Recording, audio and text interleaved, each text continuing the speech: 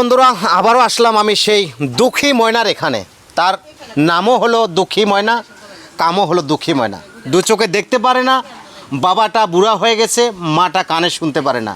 সংসারে তো জানেনি কিভাবে চলবো, খুবই একটা কষ্ট।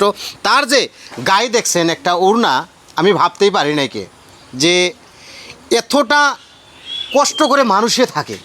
তবে যদি মায়া লাগে একটু এই ময়নার প্রতি, সবাই ময়নার গানটা শুনবেন। তবে ময়না আজকে কি বলবো এই দর্শক বন্ধুদের? আমি একটা নিজের হাতে গান লিখছি, সেই গানটা বলবো, তুমি সবার কাছে বলো জানি গানটা বেশি বেশি করে শেয়ার করে দেয়। তো নিশ্চয় আমি তো সবার কাছে বলবো।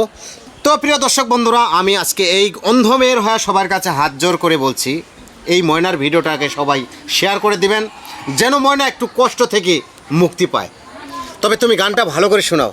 শুনো শুনো মনসের বাই গো, শুনো আমার কথা, আমি একজন অন্ধ মাইয়া, চোখে দেখতে পাই না, সবার কাছে বলো ভাই গো, দেজন ভাইরাল কইরা। বাবা আমার বুড়া মানুষ, কামাই করতে পায় না, সবাই মিলে দয়া গো করে দেও না শিয়ার কইরা।